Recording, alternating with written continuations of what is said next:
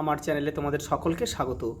আজ আমরা ক্লাস 3 রায়োমার্টিন প্রশ্নবিচিত্রা থেকে অঙ্কের দ্বিতীয় পর্যায়ক্রমিক মূল্যায়নের 6 নম্বর স্কুল সলভ করব।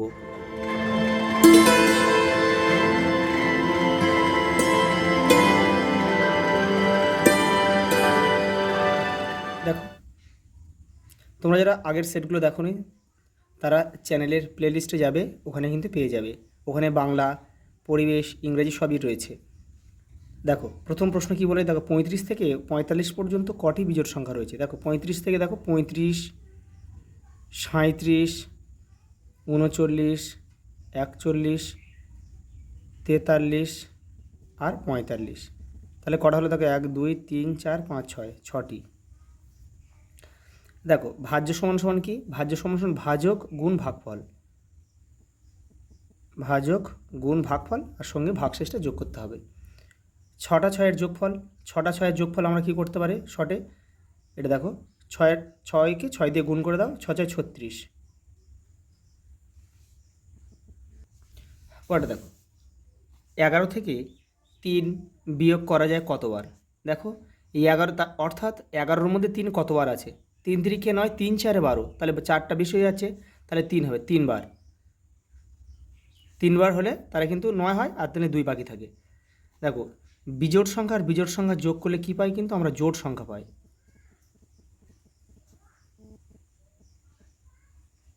যেমন দেখো 3 একটা বিজোড় সংখ্যা, 1 একটা বিজোড় সংখ্যা, তাহলে যোগ করলে দেখো 4, 4 কিন্তু একটা জোড় সংখ্যা।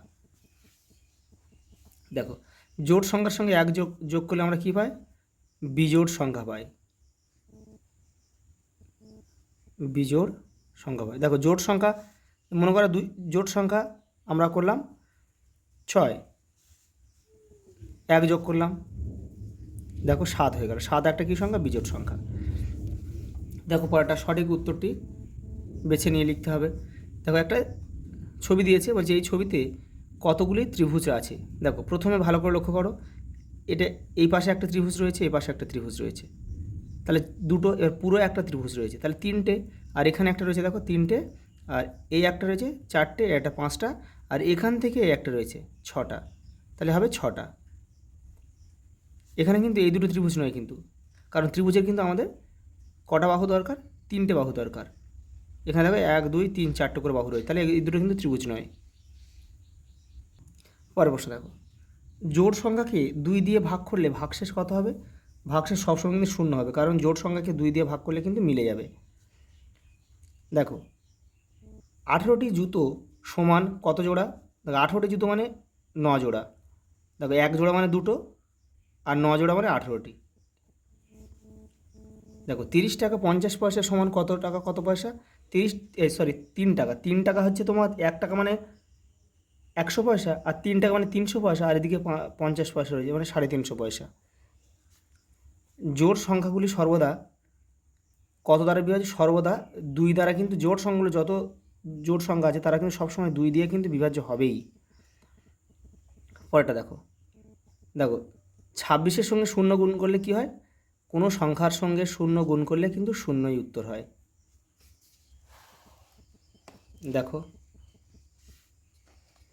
প্রদত্ত সংখ্যাগুলির মধ্যে 3 দ্বারা বিভাজ্য সংখ্যাগুলিকে গোল করতে বলেছে। দেখো 3 দ্বারা কী করে বুঝবো? তাহলে দেখো এখানে যে সংখ্যাগুলো রয়েছে তাদের অঙ্কগুলোকে আগে যোগ করো। অঙ্কগুলো বলতে এই যে প্রত্যেকটা আলাদা আলাদা, যেমন দেখো 2 আর 4 6, আর 3 9, তাহলে 9 কি 3 দ্বারা বিভাজ্য? হ্যাঁ, 9 কিন্তু 3 দ্বারা বিভাজ্য, 3 3 9, তাহলে এই সংখ্যাটা কিন্তু 3 দ্বারা বিভাজ্য হবেই। দেখো এটা 102, দেখো 1 0 আর 2 যে যোগ করলে কত হয়? 3 পাওয়া যায়, তাহলে 3 3 1 কে 3 মিলে যাচ্ছে, এটাও কিন্তু 3 দ্বারা বিভাজ্য। দেখো 6, এই 6 9, দেখো 15, 15 1 16, তাহলে দেখো 16 3 দ্বারা যায় না, তাহলে কিন্তু এটা 3 দ্বারা বিভাজ্য হবে না। দেখো 2 4 6, 2 4 6 7, 7 কিন্তু 3 দ্বারা যায় না, তাহলে কিন্তু এই সংখ্যাটা 3 দ্বারা বিভাজ্য হবে না। দেখো 8 1 9, 9 3 12, 12 3 দিয়ে যায়, তার মানে এই সংখ্যাটা 3 দ্বারা অবশ্যই যাবে। দেখো এটা দেখো 3 3 6 7, 7 3 দ্বারা যায় না, তাহলে এটা 3 দ্বারা বিভাজ্য হবে না। 4 আর 2 কত? 6, আর 0 যোগ করলে 6, তাহলে 6 কিন্তু 3 দ্বারা বিভাজ্য, 3 2 6, তাহলে এই সংখ্যাটাও 3 দিয়ে বিভাজ্য অবশ্যই যাবে। ওটা দেখো, তোমাকে 100 টাকা দেয়া হলো, তুমি এটিকে দুভাবে খুচরো করে দেখাও।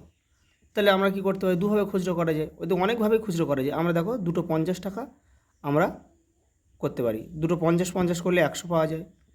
আবার করা যায় কি, দেখো এখানে আমি একটা 50 টাকা নিলাম, দেখো দুটো 20 টাকা নিলাম, আর একটা 10 টাকা নিলাম। সে এভাবেও কিন্তু খুচরো করা যায়। তুমি চা তুমি এখানে 5টা 20 টাকা নিতে পারতো, সেখানেও হয়ে যেত। 10টা 10 টাকা নিলেও কিন্তু খুচরো হয়ে যেত। দেখো একটি আয়তক্ষেত্র একটি বর্গক্ষেত্রের ছবি আঁকে, এগুলো তোমরা নিজেরা করবে। আয়তক্ষেত্র মানে এগুলো কিন্তু আমি হাত দিয়ে করছি, এগুলো কিন্তু হাত দিয়ে করলে হবে না, পেন্সিল দিয়ে স্কেল দিয়ে করতে হবে। আয়তক্ষেত্রের ছবি, এটা দৈর্ঘ্য বড়, প্রস্থগুলো ছোট হবে। আর বর্গক্ষেত্র মানে কিন্তু সব সমান হবে, এগুলো তোমরা স্কেল দিয়ে মেপে মেপে করবে। 4টে বাহু ধরে কিন্তু সমান হবে। দেখো 13টি টোটোর মোট আচ্ছা কতগুলি চাকা রয়েছে, দেখো তাহলে দেখো টোটোর কতগুলি করে চাকা থাকে, 3টে করে থাকে, তাহলে 13 গুণিতক 3, 3 13 39টি চাকা। প্রদত্ত সংখ্যাগুলির মধ্যে জোড় সংখ্যাগুলো ত্রিভুজ করে এখানে দেখাতে হবে, ত্রিভুজের মধ্যে রাখতে হবে। জোড় সংখ্যা কোনগুলো, যেসব সংখ্যার শেষে 0 2 4 6 আর 8 আছে সেগুলো কিন্তু জোড় সংখ্যা। যেমন দেখো 2 রয়েছে, এটা একটা জোড় সংখ্যা, এই যে, তাহলে এটা আমাদের এইভাবে করতে বলেছে। এটাও কিন্তু 8 রয়েছে, এটা কিন্তু জোড় সংখ্যা।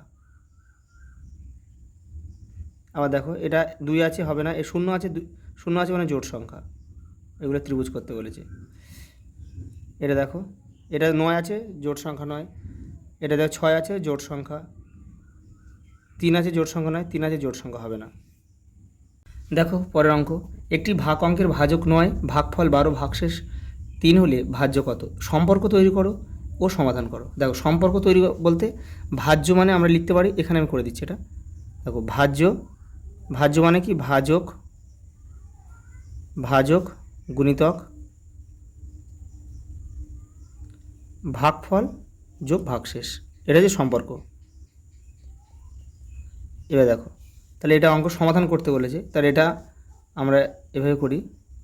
এখানে ভাজক 9, ভাগফল কত, ভাগফল এখানে 12, আর ভাগশেষ কত 3। তাহলে আমাদের ভাজ্য বের করতে হবে। দেখো এটার সঙ্গে এটা ভাজকের সাথে আমরা ভাগফল গুণ করব, এটা ভাজক এটা ভাগফল। তাহলে দেখো 9 কত, 9 108, 108 আর 3 কত 111। তাহলে এখানে আমরা কি কত করব, 111।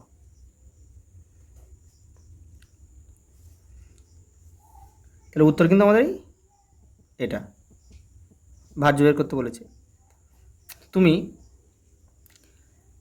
100 টাকার দুটো নোট নিয়ে বাজারে খেলে, 100 টাকা দুটো নোট বলতে তাহলে কিন্তু তুমি কত নিয়ে গেলে, 200 টাকা। তা থেকে 180 টাকা তুমি বই কিনলে, এখন তোমার কাছে কত টাকা আছে? তাহলে তুমি 200 টাকা নিয়ে গেছো, 180 টাকা খরচ করেছো, তাহলে 200 বিয়োগ 180 করো, সমান কত 20 টাকা। তোমার কাছে এখন 20 টাকা পড়ে রইল। দেখো পরেরটা, একটি জগ একটি মগ কিনলে মোট কত টাকা খরচ হবে, কষে দেখাও। দেখো একটা জগের দাম 152 টাকা 50 পয়সা, আর মগের দাম কত বলেছে দেখো 18 টাকা 50 পয়সা। তাহলে একটি জগ একটি মগ কিনলে মোট, তাহলে এই দুটোকে যোগ করতে হবে। তাহলে 152 টাকা 50 পয়সা আর পয়সা এটা, আর এখানে আছে দেখো কত, এখানে আছে তোমার 18 টাকা 50 পয়সা, 18 টাকা 50 পয়সা যোগ করো। দেখো 50 50 কিন্তু 100 পয়সা, তাহলে 100 পয়সা মানে 1 টাকা। তাহলে এখানে কিন্তু আর কোনো পয়সাই পড়ে নেই, এখানে 1 টাকা মানে এখানে 1 যোগ করব। যদি 110 হতো বা 100 বেশি হতো, 101 বা 102, তখন সেই বেশিটা কিন্তু আমরা এখানে লিখতাম, পয়সাটা এখানে লিখতাম, আর বাদ বাকি 100 পয়সা মানে 1 টাকাটা এবারে যোগ করতাম। দেখো 8 2 10 আর 11, 11 1 হাতে থাকে 1, 5 6 আর হাতে 1 ছিল 7, হাতে কিছু নেই, 1 বসে গেল, 171 টাকা, শুধু 171 টাকা। দেখো ভাজ্য 605, ভাজক 6 হলে ভাগফল ও ভাগশেষ নির্ণয় করো। দেখো এটা, দেখো ভাজক 6 আর ভাজ্য কত, ভাজ্য হচ্ছে 650। ভালো করে লক্ষ্য করো, এখানে দেখো, এখানে 6, এখানেও 6, তাহলে দেখো 6 এখানে শূন্য রয়েছে, যদি আমি 6 একে 6 খাওয়াই, দেখো 6 একে 6 খাওয়ালে কিন্তু এই শূন্যটা, এবার দেখো বিয়োগ করি, এখানে শূন্য, এটা শূন্য, দেখো এই শূন্যটা কিন্তু একটা, আর যখন বিয়োগ করছে এই শূন্যটা কিন্তু আর ভ্যালু থাকছে না, 5 নেমে যাচ্ছে। তাহলে দেখো শূন্য নেমে যাচ্ছে, এবারে একটা ঘরে একটা নামার নিয়ম, যখন একের বেশি নামে তো ততগুলো শূন্য হবে। তাহলে আমি মনে করো এই 5টার জন্য একটা শূন্য খাওয়ালাম, কিন্তু দেখো এই শূন্যটার জন্য কোনো ভ্যালু নেই, কিন্তু এটার মধ্যে এটা তো একটা ভ্যালু রয়েছে, কিন্তু এই শূন্যটার জন্য কিন্তু এখানে আরেকটা শূন্য তোমাদের আগেই খাইয়ে নিতে হবে।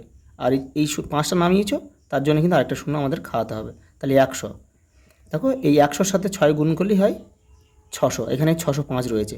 দেখো আমাদের ভাগফলের সাথে ভাজক কিন্তু গুণ করতে হবে, গুণ করে এটা যোগ করে ভাজ্যটা আনতে হবে। তাহলে দেখো 100-র সঙ্গে 6 গুণ করলে 600, আর 5-এ 605, তাহলে আমাদের কিন্তু সঠিক হলো। ভাগটা কিন্তু ওই জন্যই দিয়েছে। তোমরা কিন্তু সবাই করবে কি, 6টা ওখানে 6 একে 6 বসাবে, শূন্য বসিয়ে দেবে, আর 5 একে 5 করবে, শুধু 10 করবে কিন্তু এখানে, এই জন্যই কিন্তু অঙ্কটা দিয়েছে। একটি গরুর দাম 85 টাকা হলে 8টি গরুর দাম কত? তাহলে এটা কি সিম্পল, কি গুণ করে দেবে, এখানে 8 বসিয়ে গুণ করে দেবে। 50টা 40 শূন্য হয় থাকে 4, 8 64, আর 4 68, 680 টাকা।